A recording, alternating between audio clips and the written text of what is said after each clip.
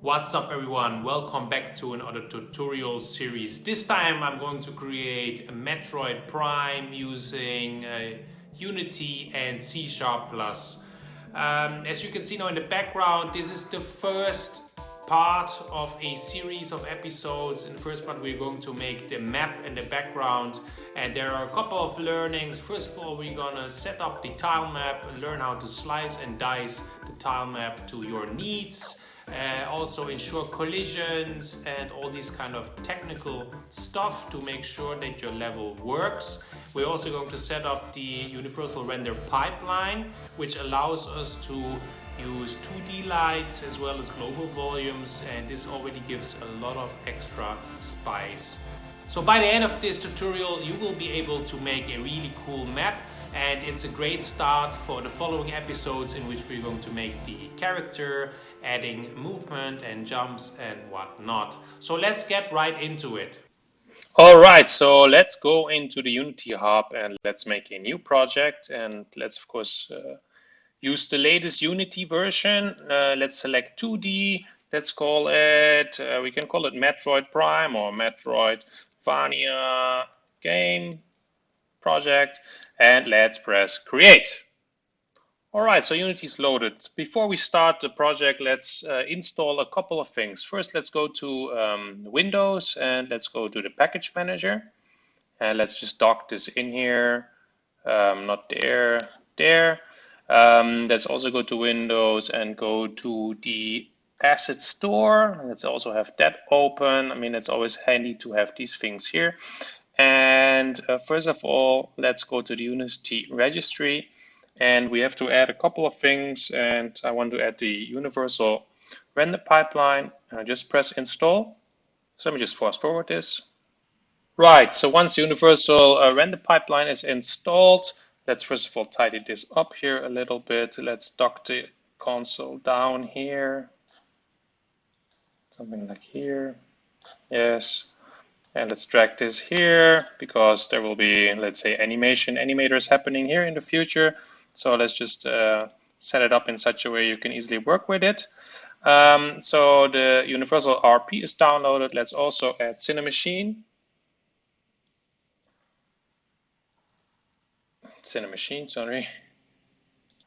All right, Cinemachine is also added. We won't use it in this tutorial, but in the following tutorials, we will use it for sure.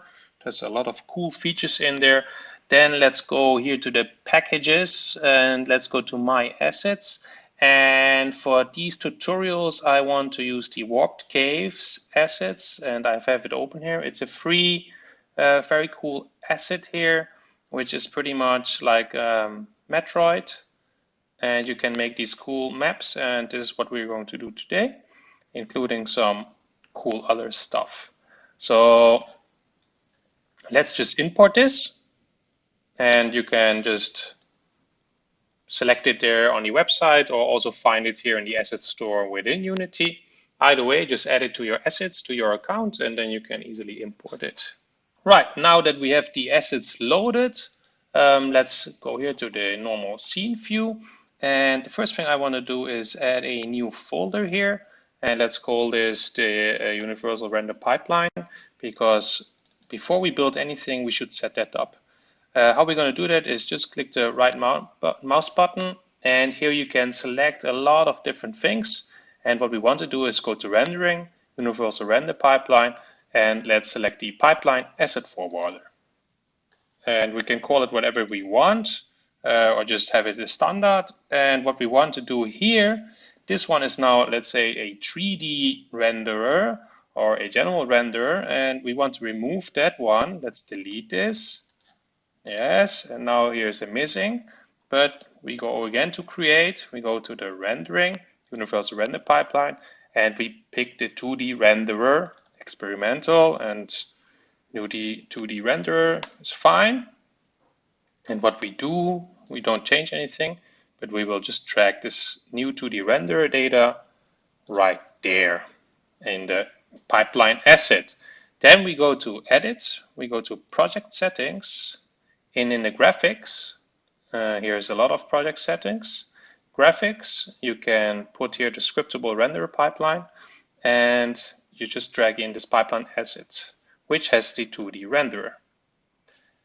Good, that is fine. Now we can still shortly go to render pipeline, to edit render pipeline, universal render pipeline, and we can say upgrade project materials to universal RP materials if you already built something. Now currently I didn't build anything, so nothing much will happen. But from now on, everything I add will be with the universal render pipeline, and you will see in a bit the usefulness of this and the things you can do with that. Great, now that we have all the assets in, let's have a look at the artwork here. And we have here environment and sprites. So you can see here there is a background and some middle ground with and without fungi. And there's tile sets already sliced partially. And also wall is also sliced. So let's just have a look at these first before we, let's say, implement them. And first of all, let's just go to the sprite editor. And you can see it's already sliced. And if I go on one, we can see the width is 16 and the height is also 16. Let me just close that curly. Pixels per unit is then also 16. Let's just then also put here 16. That's important. And also walls, also apply. Sorry, you always have to press here apply. Tile set here should also be 16. And apply. All right, so let's now add a grid. So to do this, let's just go here in the scene, add a 2D object, go to Tilemap and select rectangular.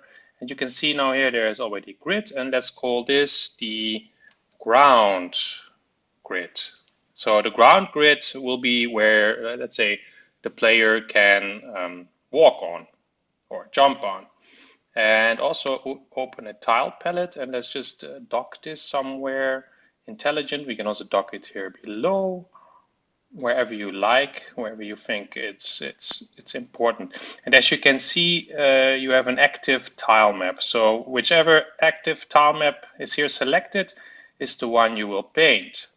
So we have now a ground, and let's now create a new palette. And create new palette. Let's just call this then our Metroid Vania palette or warped cave, whatever you like, and just create. And let's make here in the assets perhaps a new folder. And let's call this the Tilemap folder. Let's go in there, and then we just save it there. And if you go now here, you see that there is a Metroidvania palette. And here you can now drag tile, sprite, or sprite texture assets here. And this is what we're going to do. Let's go back to the environment, and let's go at the tile set here. And as you can see, it's quite big. And again, here in the assets, let's go to the tile map. Perhaps let's add here another folder, and let's call this tiles. And now Unity is pretty much making all the single tiles in there. So here's a whole tile set, and bam, there is now the whole environment. What I can also do now is also add the walls, because there's also some walls here, and let's also add those. And again, we go in Assets, Tilemap, Tiles, select that folder, and we have them in. I hope I did that right. Yes, so you can see all the different tiles here. So there's already a lot of tiles, which are, let's say, one by one, these tiles. Let's zoom in here a little bit. And actually, right now, you could select this and add a platform. And as you can see, everything is dark now. And this is because we added the universal render pipeline. And this is very good. This is a good sign, because if you go now to ground, and you see this is a sprite lit default. So normally, if you have not installed the universal render pipeline, this would be, let's say, a default sprite. And there is some default line or default material, and then you would see it. But now it's a sprite lit, which means that we have to add a light. And perhaps let's just create an empty. Always make sure to reset the transforms, and let's call this light. Oops, sorry. Let's call this lights. And create empty inside. No, let's not create an empty inside. Sorry about that. Let's just go here to light, 2D light, and let's add a global light. Experimental. And as you can see, all of a sudden, everything lights up. There we go. And now, which is cool with this global light, of course, is that you can already set some intensity from the beginning. So we can make everything a little bit darker and then later light it up with different lights. And we'll get there in a short while.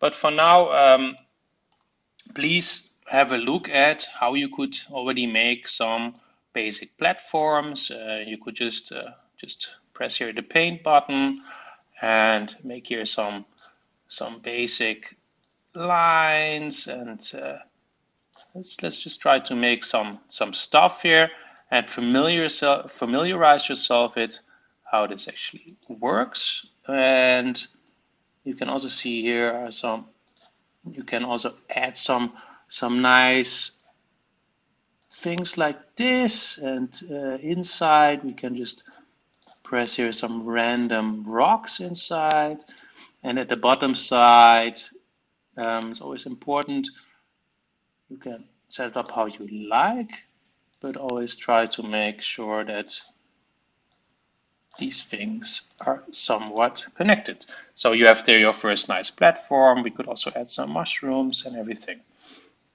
What's now important on the general grid on the ground is that we also will need colliders in the future, because the characters which we will make in, let's say, the next tutorial has to collide on something. And it's already important from the start to set this up correctly. And what I want to do is have actually two grids. So I have here a ground grid. And what I can also add is, let's say, to the objects, tilemap, let's add another grid. And let's call this perhaps the background. And what I can do, first of all, is set the correct sorting layer. So on the ground is now currently a layer, and let me shortly explain the difference between a layer and a sorting layer. So a sorting layer is absolutely only related to visual effects. So for example, we can add a sorting layer here, and let's call this one, let's just press here, and let's call this one the ground sorting layer. And then we can also add one, and let's call it background. And of course, the background should be, let's say, behind the ground. And then perhaps we can add one with foreground. So these are sorting layers. And within layers is more a functional. So when layers, you talk about collision. So for example, you will need a ground layer to later detect where's the ground or not. So let's add here a ground layer as well. And then just close it. And if you now go here, we can select here the ground as a layer. So this is, let's say, the object or the functional layer. And the visual layer, we can say ground. And as you can see, everything is now lit up more, because we have to here look at the global, let's say, light, and we should look at all the, let's say, all the global light touches all or not. And this is up to you. You can also leave things out, which keep it then dark, or it lights up. There we go. So it's important now that you always have an active tile map and a background tile map. And just make sure that you're painting in the right one. And what I want to do is set up the ground with the tile map, which also has then a, let's say, collider. And let me just erase this part here shortly. So you can easily erase this by selecting erasers. This initial part is fine. And let's, of course, fine tune this. As you can see here, this is how it looks in the game right now. The background is still very boring, but we will work on that over the course of these different videos and tutorials. So we have now the ground set up, and what I would like to add to the ground grid is a Tilemap Collider 2D. And as you can see, it adds then these collisions on each tile, which is green. But of course, it also adds here collisions on these, let's say, tiles where I don't actually want to have a collision because it's more a visual cue. What I want to have is, let's say, have the player walk on top of this. And the ones here in the back should be behind the player, kind of. And the player walks here on top. And the question is how we can update this. And we will do this by going to the artwork again. And let's go to the tile set and then go to the sprite editor. And here you can add a custom physics shape. So if I go now here the custom physics generate is quite okay. It's just a square. So these items are all seem to be okay. But for example, here I would like to, let's say, make it that the character or the player walks here up in a line like this. And so what I do is custom physics, I press generate, and you can see it's generating it kind of not really how I want it. I want it here in the corner. And let me just remove this one here. And then I want to align it here with the box next here. And let's also generate it then here. Oops, generate. And what I can do is then just put it here, remove this one. And now let's select in between. And you can see now the left one has the line perfectly in line here. And this is then the, let's say, the physics shape. And let's just apply this. Let me just demonstrate this shortly. If correct, this is this part here, and you can see it's quite nice if you just put it like this. And if we now go to, let's say, the ground, you can see that, well, it's kind of in a, perhaps I could have put it down a little bit, but you can see that the collision already updates it quite nicely. The only thing is that now for each tile I have a own collision, and there's always a small gap between tiles. And how I can prevent this is by adding an additional component, which is a Composite Collider 2D. And I press then on the Tilemap Collider here, used by Composite. And then you can see now it meshes all the colliders together. Great.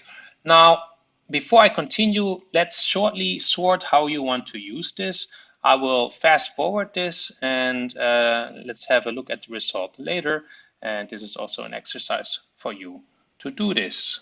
So get back into the slice tile, go in the sprite editor, and try for all these different tiles to make, let's say, the collision how you would like. Perhaps one tip, especially on these, let's say these collisions here. Oh, let's go here then to custom physics again. And let me just press here, and I press generate. That's how it's done basically. And if I now, I only want them to not have this. I'm just going to drag it down there like that. And I'm going to do the same for all these. And as you can see, you can easily do this. And also try to do this also for the other tiles where you think it's going to be important. I think for this one, make a sharp line. So this very steep slope. And for this one as well, it's cool if the character walks here, perhaps in front, and same for the other ones. All right, so see you in a bit.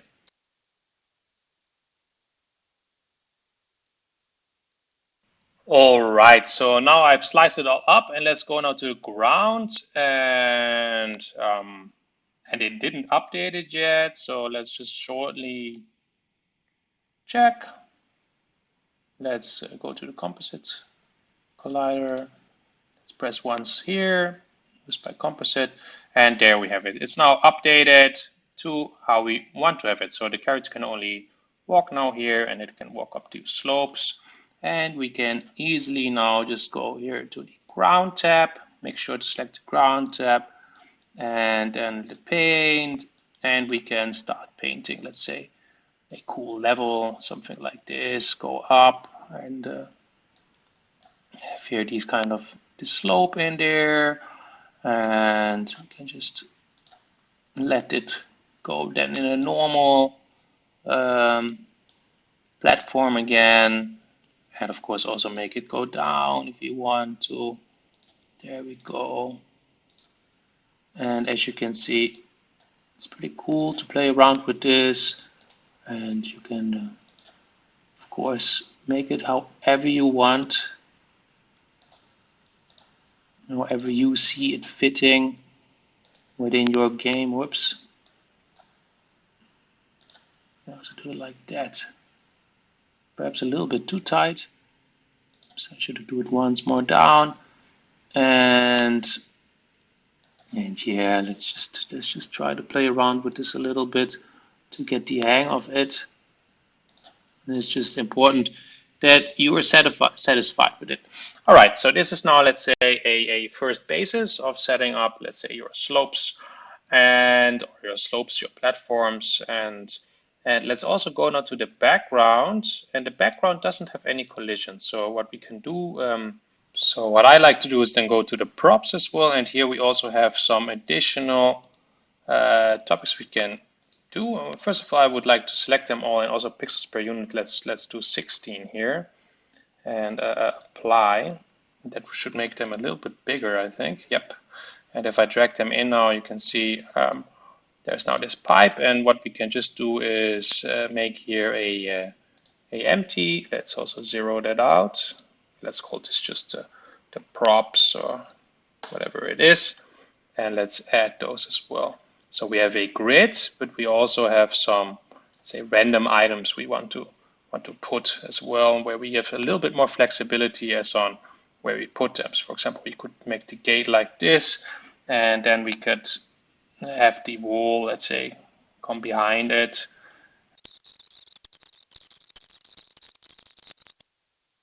Furthermore, what's perhaps important in this background is to make this kind of this cave thing here. I think it's perhaps pretty cool to make something like this, make it straight, and it's quite flexible, as you can see. And you can actually just put this, oops.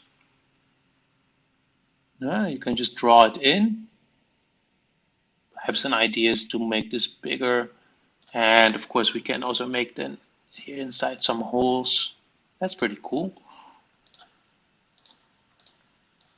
And perhaps even put like a face somewhere. It's already a little bit too much now in this initial space, perhaps. Let me just put that there and close this here. And of course, let's make sure that the gate prop, again, is on a sorting layer. And what we can do is, of course, background. And these are now on 0, and perhaps I can just put this on 1. So it's 1 in front. There we go. So, of course, it's important to make it all nice. And this is, of course, a task for you.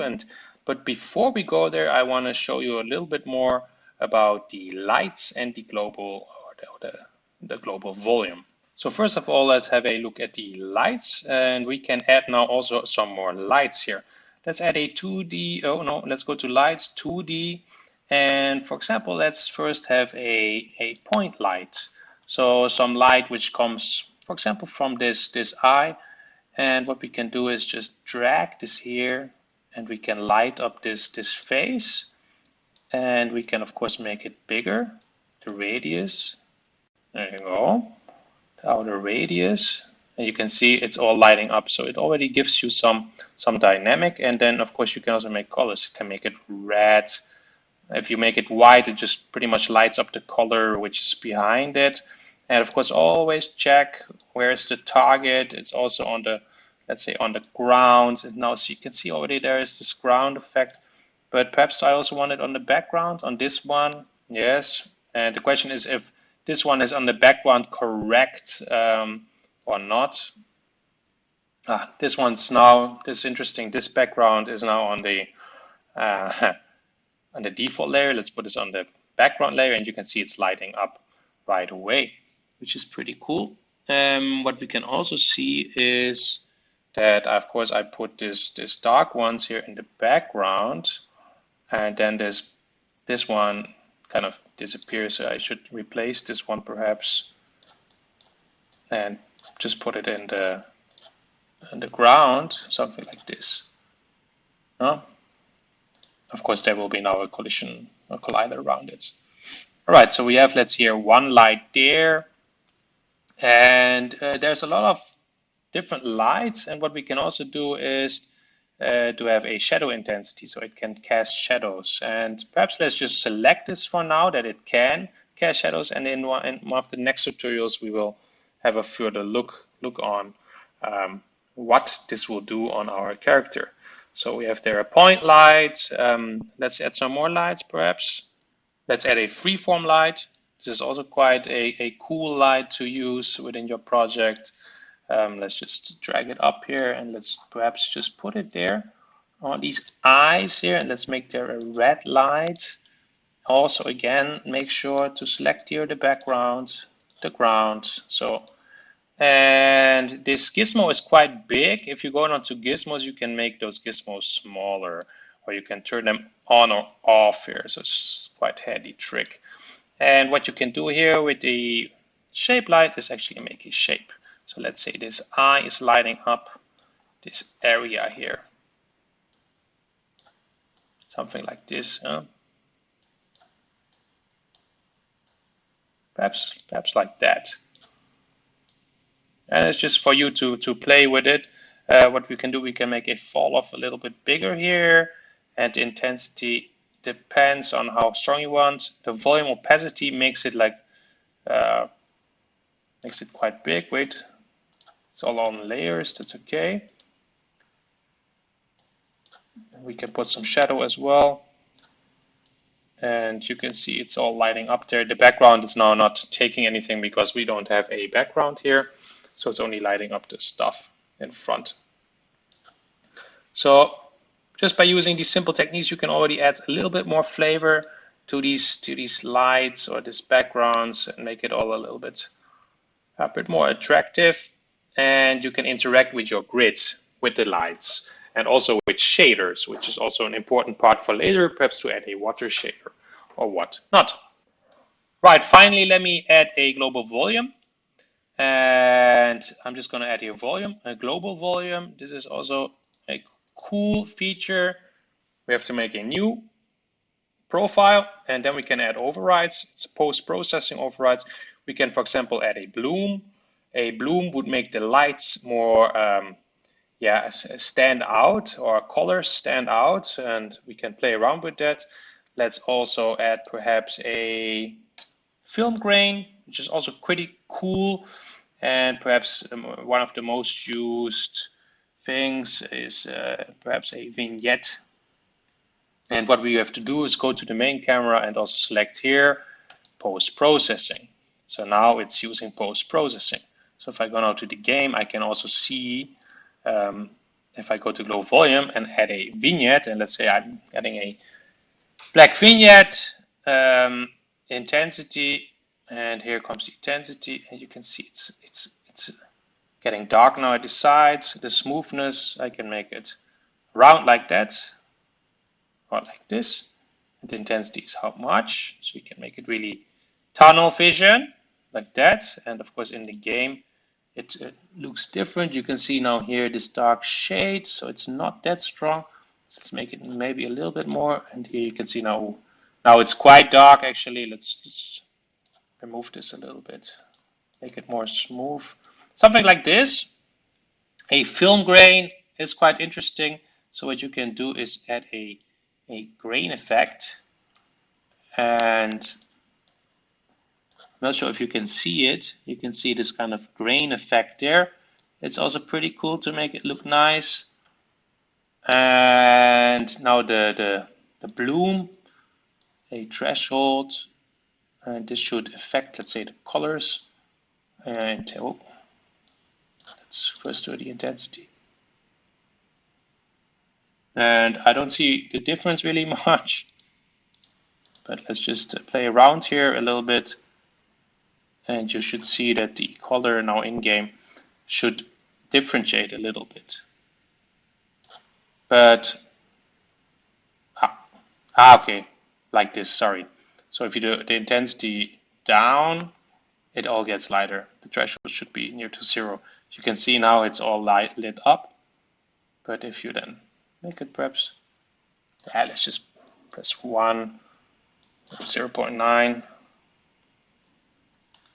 And then you have a little bit of an extra effect. And you can already see just by these simple skills, you can make these things look quite cool. And I mean, if you don't like it, just put it to 1 or whatever. Or this film grain as well, the intensity perhaps a little bit down. It's thin. You can also make some larger grains, and then just play around with that. I kind of like this. So now you have the basic skills to add lights, and what you can also do with the lights is add an animation.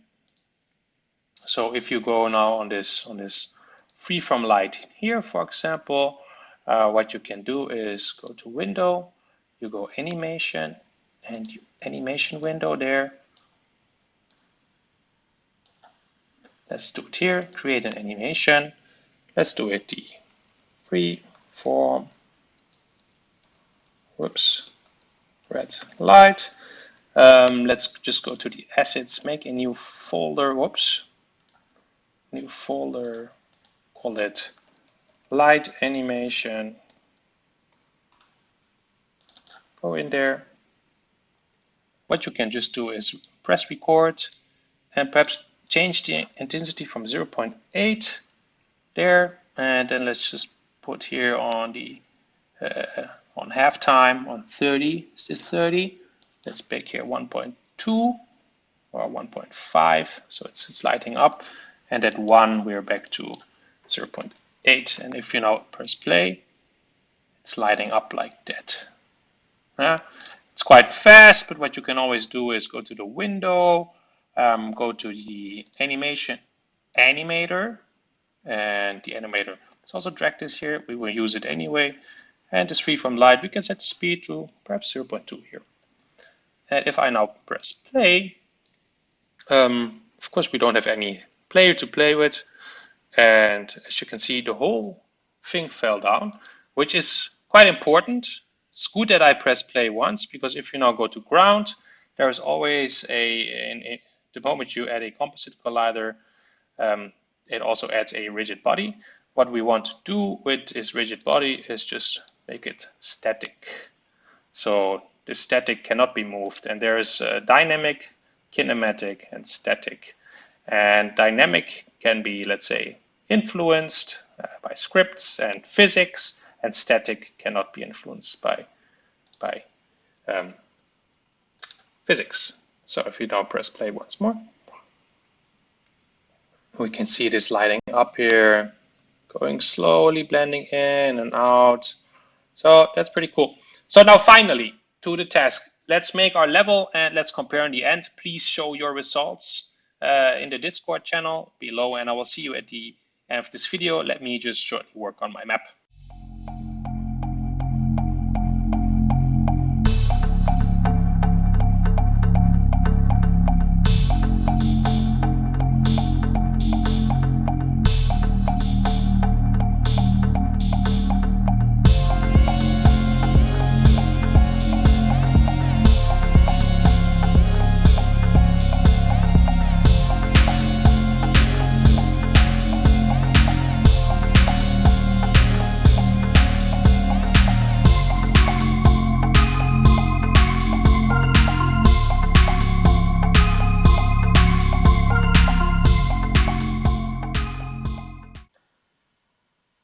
So this is the initial map I came up with. I added some floating platforms here, and here I want to add perhaps some upgrades to unlock, let's say, double jump or anything, any special abilities, which we will also add in later videos. But for now, today you could really experience how to use the tile map on different, let's say, background, normal ground. What I also did, I add some water in front here so that you can actually jump in the water. Perhaps there I can add some trigger to make some water sound. So I will do that later as well in later videos. So you manage now to use the global light, and you can play around with these things. Global volume as well. Sorry, this is the global volume. Here's the global light, also point lights, and how to add animations to them. And you know now how the grid works on different layers. And let's further build on this in the next tutorial. Let me shortly just walk you through the level, just to give you a general feel. So you can see the characters casting here shadows, which is pretty cool. And if it's here in this bright red light, you can really see this bloom here. It's lighting up the character, which is pretty cool. Here the character can already jump, so I'm just jumping here up these platforms. And of course, I will add this character in the next video. And if you come here to this upper section, you can walk here, and perhaps you can unlock here some ability, double jump, etc.